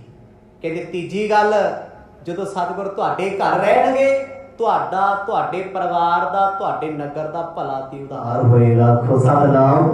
ਵੱਡੇ ਭਾਗ ਹੋਣਗੇ। ਕਹਿੰਦੇ ਗੁਰੂ ਸਾਹਿਬ ਦੇ ਭਾਈਆ ਜੀ ਨੇ ਜਦੋਂ ਜੈ ਰਾਮ ਜੀ ਨੇ ਗੱਲ ਸੁਣੀ ਨਾ, ਪ੍ਰਭਾਵਿਤ ਹੋ ਗਿਆ। ਉਹ ਤੇ ਸਤਿਗੁਰਾਂ ਤੋਂ ਪਹਿਲੇ ਹੀ ਪ੍ਰਭਾਵਿਤ ਸੀ। ਆਪ ਜੀ ਨੇ ਸੁਣਿਆ ਜਦੋਂ ਭੈਣ ਜੀ ਨੂੰ ਲੈਣ ਗੁਰੂ ਸਾਹਿਬ ਗਏ, ਉਹ ਕਹਿੰਦੇ ਮੈਂ ਜਾਣ ਹੀ ਨਹੀਂ ਦੇਣਾ ਤੁਹਾਨੂੰ। ਪ੍ਰੇਮ ਸੀ ਨਾ, ਲੋਕਾਂ ਜਾਣੂ ਨਹੀਂ ਵੀ ਰਿਸ਼ਤੇਦਾਰ ਦਾ ਝੋਲਾ ਫੜ ਕੇ ਖਿੱਚੀ ਜਾਓ, ਤੈਨੂੰ ਜਾਣ ਨਹੀਂ ਦੇਣਾ। ਅੰਦਰ ਸੋਚਦਾ ਯਾਰ ਜੇ ਕਿਤੇ ਸੱਚੀ ਉਹ ਰਹਿਣਾ ਜਾਏ, ਅੰਦਰ ਵਜੇ ਹੋ ਜਾਂਦਾ। ਪਰ ਇੱਥੇ ਦਿਲੋਂ ਸੀ, ਉਹ ਰੱਖਣਾ ਚਾਹੁੰਦੇ ਸੀ। ਪਰ ਜੈ ਰਾਮ ਜੀ ਦੇ ਪਿਤਾ ਪਰਮਾਨੰਦ ਜੀ ਨੇ ਕਹਿਤਾ ਸੀ ਪੋਤੇ ਲੈਣ ਆਏ ਹੋਏ ਨੇ, ਰਸਮ ਹੈ, ਨਾ ਰੋਕੋ, ਅਗਲੀ ਵਾਰ ਸਪੈਸ਼ਲ ਬੁਲਾ ਲਿਓ। ਤੇ ਹੁਣ ਇੱਥੋਂ ਰਾਏ ਬੁਲਾਰ ਜੀ ਨੇ ਵੀ ਕਹਿਤਾ, ਤੇ ਹੁਣ ਦਰਵਾਜ਼ੇ ਖੁੱਲ ਗਏ। ਪਿਤਾ ਵੀ ਚਾਹੁੰਦੇ ਆ ਉਹਨਾਂ ਦੇ ਵੀ ਗੁਰੂ ਸਾਹਿਬ ਸਾਡੇ ਘਰ ਰਹਿਣ। ਤੇ ਇੱਥੋਂ ਦੇ ਰਾਜਾ ਰਾਏ ਬੁਲਾਰ ਸਾਹਿਬ ਵੀ ਹੱਥ ਜੋੜ ਕੇ ਆਖਣ ਲੱਗੇ ਜੇ ਤੁਸੀਂ ਲੈ ਜਾਓ ਮੇਰਾ ਜਨਮ ਸਫਲਾ ਹੋਏਗਾ। ਦੋਹਰਾ ਕਲ ਹੀ ਕਲੋ ਕਲੇ ਕਰ, ਜਾਂ ਤੇ ਰਹੇ ਉਦਾਸ। ਦੋ ਗੱਲਾਂ ਉਹਨਾਂ ਨੇ ਫੇਰ ਕੀਤੀਆਂ। ਕਹਿੰਦੇ ਪੁੱਤ ਵੇਖੀ ਕਿਤੇ ਬੁਰੀ ਸੋਚ ਨਾ ਰੱਖ ਲਈ, ਨੈਗੇਟਿਵ ਨਾ ਸੋਚ ਲਈ, ਕਿਉਂਕਿ ਜਵਾਈ ਤੇ ਸਹੁਰੇ ਦੀ ਬਹੁਤ ਘੱਟ ਬਣਦੀ ਹੁੰਦੀ ਹੈ। ਤਕਰੀਬਨ ਸੰਸਾਰ ਦੇ ਵਿੱਚ ਨਾ ਬੁਰਾ ਹੀ ਹਾਲ ਹੈ। ਉਹਨਾਂ ਫੇਰ ਆਖਿਆ, ਕਹਿੰਦੀ ਵੇਖੀ ਬੇਟਾ ਕਿਤੇ ਆਹ ਨਾ ਸੋਚ ਲਈ ਵੀ ਮੈਂ ਤੈਨੂੰ ਤੇਰੇ ਸਹੁਰੇ ਬਾਰੇ ਕੁਝ ਦੱਸਿਆ, ਪਿਤਾ ਬਾਰੇ ਦੱਸਿਆ ਤੇ ਤੂੰ ਗੁੱਸਾ ਕਰ ਜੇ। ਕਹਿੰਦੇ ਵੇਖ ਕਲਿਆਣ ਚੰਦ ਜੀ ਕਲੇਸ਼ੀ ਸੁਭਾਅ ਦੇ ਨੇ, ਤੁਹਾਡੇ ਨਾਲ ਨਹੀਂ ਗੁਰੂ ਸਾਹਿਬ ਨਾਲ, ਕਿਉਂਕਿ ਇਹ ਸੰਤੋਖੀ ਨੇ, ਉਹਨਾਂ ਨੂੰ ਸੰਤੋਖ ਕੋਈ ਨਹੀਂ। ਇਹ ਬੰਦਗੀ ਵਾਲੇ ਨੇ, ਉਹ ਬੰਦਗੀ ਦੇ ਰਾਹ ਨਹੀਂ ਕਰੇ ਜਾਂਦੇ। ਸਿਰਫ ਇੱਕ ਵਾਸਤੇ ਔਖਾ ਹੈ, ਬਾਕੀ ਤੇ ਕਲਿਆਣ ਚੰਦ ਜੀ ਦਾ ਵਤੀਰਾ ਸਾਰਿਆਂ ਨਾਲ ਬਹੁਤ ਵਧੀਆ। ਦੁਨਿਆਵੀ ਲੋਕਾਂ ਨਾਲ ਤੇ ਬੜਾ ਪਿਆਰ ਕਰਦੇ, ਉੱਠਦੇ ਬਹਿੰਦੇ ਖੁਸ਼ ਰਹਿੰਦੇ, ਖੁਸ਼ ਰੱਖਦੇ ਆ, ਪਰ ਆਪਣੇ ਪੁੱਤਰ ਨਾਲ ਨਹੀਂ ਬਣਦੇ। ਕਹਿੰਦੇ ਗੁਰੂ ਸਾਹਿਬ ਇੱਥੇ ਖੁਸ਼ ਨਹੀਂ, ਕਿਉਂਕਿ ਇਹ ਸੰਤੋਖ ਰੱਖਦੇ ਆ, ਇਹ ਦਾਨੀ ਨੇ। ਤੇ ਉਹ ਕਹਿੰਦੇ ਦਾਨ ਦੂਣ ਕੋਈ ਨਹੀਂ ਕਰਨਾ, ਲੋਕਾਂ ਦਾ ਇਕੱਠਾ ਕਰਕੇ ਘਰੇ ਲਿਆ। ਆਖੋ ਸਤਿਨਾਮ। ਅਲੱਗ ਹੀ ਵਿਅਕਤੀਆਂ ਨੇ, ਇੱਕ ਕਹਿੰਦਾ ਉਹ ਵੀ ਲੁੱਟ ਕੇ ਘਰ ਲੈ ਕੇ ਆ, ਤੇ ਇੱਕ ਕਹਿੰਦਾ ਘਰ ਲੁਟਾ ਦਿਆਂਗੇ। ਦੋਨੋਂ ਆਮਾ ਸਾਹਮਣਾ ਹੋ ਗਿਆ। ਕਹਿੰਦੇ ਜੇ ਗੁਰੂ ਸਾਹਿਬ ਇੱਥੇ ਰਹਿਣਗੇ, ਉਹ ਆਪਣੇ ਮਿਸ਼ਨ ਵਿੱਚ ਅੱਗੇ ਨਹੀਂ ਵੱਧ ਸਕਦੇ। ਉਹ ਦੁਨੀਆ ਦਾ ਉਧਾਰ ਕਰਨ ਵਾਸਤੇ ਆਏ ਨੇ, ਪਰ ਪਿਤਾ ਨਹੀਂ ਚਾਹੁੰਦੇ। ਉਹ ਕਹਿੰਦੇ ਸਾਡਾ ਉਧਾਰ ਹੋਵੇ, ਸਾਡਾ ਭਲਾ ਹੋਵੇ। ਜੇ ਪੁੱਤ ਮੇਰਾ ਕਮਾਊਗਾ ਭਲਾ ਕੀ ਦਾ ਮੇਰੇ ਪਰਿਵਾਰ ਦਾ। ਤੇ ਗੁਰੂ ਸਾਹਿਬ ਕੀ ਸੋਚਦੇ ਆ ਵੀ ਜੇ ਦੁਨੀਆ 'ਚ ਵਿਚਰਾਂਗੇ ਭਲਾ ਕੀ ਦਾ, ਦੁਖੀ ਸੰਸਾਰ ਦਾ। ਫਰਕ ਆ ਨਾ। ਕਹਿੰਦੇ ਪੁੱਤਰ ਤੂੰ ਆਪਣੇ ਰਿਸ਼ਤੇ ਬਾਰੇ ਸੋਚ, ਇਹ ਨਾ ਸੋਚੀ ਮੈਂ ਕੀ ਆਖਿਆ, ਕੇਵਲ ਇਹ ਜ਼ਿਕਰ ਗੁਰੂ ਨਾਨਕ ਸਾਹਿਬ ਤੇ ਉਹਨਾਂ ਦੇ ਪਿਤਾ ਦਾ ਹੈ। ਕਹਿੰਦੇ ਦੋਨਾਂ ਦੇ ਸੁਭਾਅ ਵੱਖਰੇ ਨੇ, ਦੋਨਾਂ ਦੇ ਵਿਚਾਰ ਵੱਖਰੇ ਨੇ। जाहो जब है निज सदन को, पुन पठाओ तुम पास। ਜੈਰਾਮ ਜੀ ਕਹਿੰਦੇ ਜੀ ਬਾਕੀ ਗੱਲਾਂ ਛੱਡ ਦਿਓ, ਆਪ ਜੀ ਦਾ ਹੁਕਮ ਸਿਰ ਮੱਥੇ ਆ, ਮੈਂ ਜਾਂਦਿਆਂ ਹੁਣੇ ਲੈ ਜਾਵਾਂਗਾ ਗੁਰੂ ਸਾਹਿਬ ਨੂੰ। ਉਹ ਕਹਿੰਦੇ ਨਹੀਂ ਪੁੱਤਰ, ਨਾਲ ਨਹੀਂ ਲੈ ਕੇ ਜਾਣਾ, ਇਹ ਠੀਕ ਨਹੀਂ ਲੱਗਦਾ, ਜ਼ਮਾਨਾ ਕੀ ਕਹੇਗਾ, ਤੁਸੀਂ ਜਾਓ, ਅਸੀਂ ਆਪਣੇ ਸੇਵਾਦਾਰਾਂ ਨੂੰ ਭੇਜ ਕੇ ਨਾਨਕ ਜੀ ਨੂੰ ਤੁਹਾਡੇ ਕੋਲ ਭੇਜ ਦਿਆਂਗੇ। ਆ ਪਿਆਰ ਹੈ, ਆ ਪ੍ਰੀਤ ਹੈ, ਆਪਣੇ ਸੱਜਣ ਦੀ ਅੱਖ ਵਿੱਚ ਅਥਰੂ ਨਹੀਂ ਵੇਖਣਾ, ਆਪਣੇ ਪਿਆਰੇ ਨੂੰ ਦੁਖੀ ਨਹੀਂ ਦੇਖਣਾ, ਉਹਦੀ ਖੁਸ਼ੀ ਲਈ ਸਭ ਕੁਝ ਕਰ ਰਹੇ ਨੇ। ਜਦੋਂ ਰਾਏ ਬੁਲਾਰ ਜੀ ਨੇ ਬਚਨ ਕਹਿਤਾ, ਮਨ ਭਰ ਆਇਆ, ਕਿਉਂਕਿ ਵਿਛੋੜਾ ਵੀ ਪੈਣਾ ਨਾ, ਉਹ ਝੱਲਿਆ ਜਾਣਾ ਨਹੀਂ। ਸਵਈਆ ਜੈ ਰਾਮ ਤਬੈ ਹਰ ਖਾਏ ਦੇ, ਕਹਿ ਭਾਗ ਜਗੇ ਆਪਣੇ ਵੱਡ ਜਾਣੈ। ਜੈਰਾਮ ਬੜੇ ਖੁਸ਼ ਹੋਏ, ਰਾਏ ਬੁਲਾਰ ਸਾਹਿਬ ਦੇ ਪੈਰੀ ਮੱਥਾ ਟੇਕ ਕੇ ਕਹਿੰਦੇ ਜੀ ਮੇਰੇ ਤੇ ਬਹੁਤ ਵੱਡੇ ਭਾਗ ਨੇ, ਤੁਸੀਂ ਤੇ ਬੜੀ ਵੱਡੀ ਕਿਰਪਾ ਕਰਤੀ, ਬਹੁਤ ਵੱਡੀ ਕਿਰਪਾ ਕੀਤੀ ਮੇਰੇ, ਜੋ ਮੈਂ ਚਾਹੁੰਦਾ ਸੀ, ਜੋ ਮੇਰੇ ਦਿਲ ਦੀ ਭਾਵਨਾ ਸੀ, ਤੁਸੀਂ ਉਹੀ ਬੁੱਝੀ ਹੈ। ਹੁਣ ਤੁਸੀਂ ਆਪ ਸੋਚੋ ਜੀ, ਜਿਹੜੇ ਗੁਰੂ ਨਾਨਕ ਸਾਹਿਬ ਜੀ ਨੂੰ ਘਰ ਲੈ ਕੇ ਜਾਣਾ ਚਾਹੁੰਦੇ ਆ, ਉਹ ਆਪ ਕਿੱਡੀ ਭਗਤੀ ਵਾਲੀ ਰੂਹ ਹੋਣੀ, ਕਿੱਡੀ ਭਗਤੀ ਵਾਲੀ ਰੂਹ।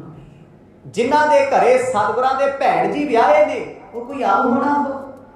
ਨਹੀਂ ਨਹੀਂ, ਉਹ ਤੇ ਰੱਬ ਰੱਤੀ ਰੂਹ ਸੀ ਕੋਈ।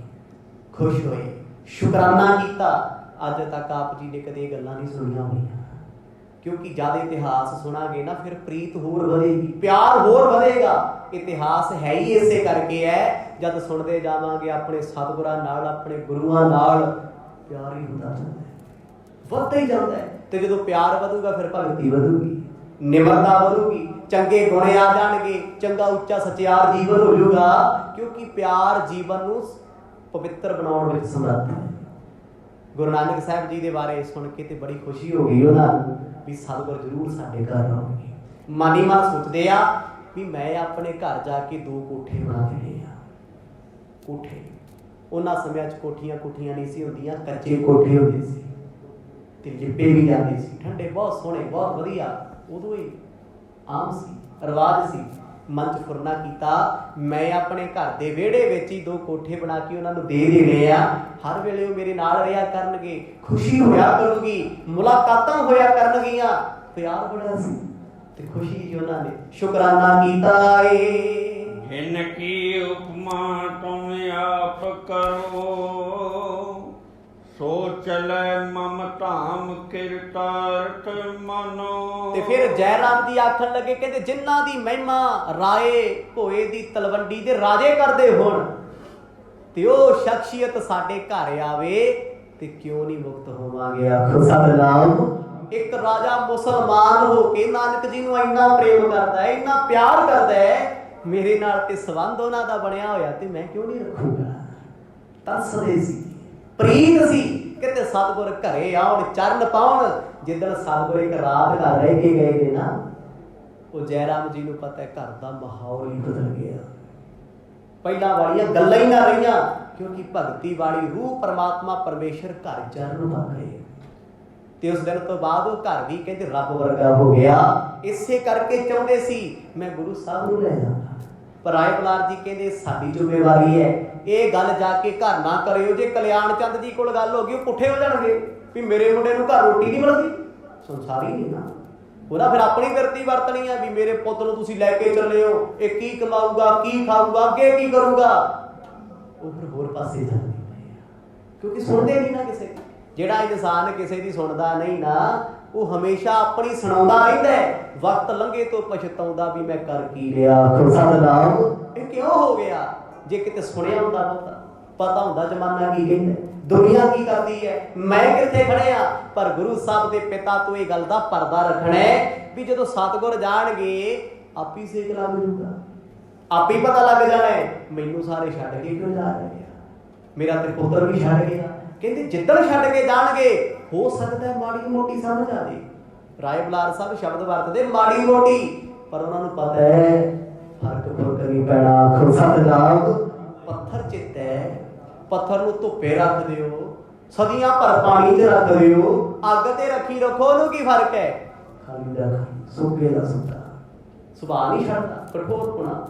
ਪੱਥਰ ਕਦੇ ਵਿਗੜਦਾ ਹੁੰਦਾ, ਉਹਨੇ ਆਪਣਾ ਸੁਭਾਅ ਨਹੀਂ ਛੱਡਣਾ। ਉਹ ਇਸ ਕਰਕੇ ਜ਼ਿਕਰ ਕਰਦੇ ਆ ਕਿਉਂਕਿ ਉਹੀ ਗੱਲ ਸਕਦੇ ਆਪਾਂ ਨਹੀਂ ਕਰ ਸਕਦੇ। ਗੁਰੂ ਸਾਹਿਬ ਦੇ ਪਿਤਾ ਬਾਰੇ ਆਪਾਂ ਇੱਕ ਸ਼ਬਦ ਨਹੀਂ ਬੋਲ ਸਕਦੇ, ਪਰ ਰਾਏ ਬੁਲਾਰ ਸਾਹਿਬ ਦੇ ਮਿੱਤਰ ਨੇ। ਜੇ ਉਹ ਇਹ ਸ਼ਬਦ ਨਹੀਂ ਕਹਿਣਗੇ ਤੇ ਗੁਰੂ ਸਾਹਿਬ ਰਾਏ ਭੋਏ ਦੀ ਤਲਵੰਡੀ ਛੱਡਣਗੇ ਕਿਵੇਂ?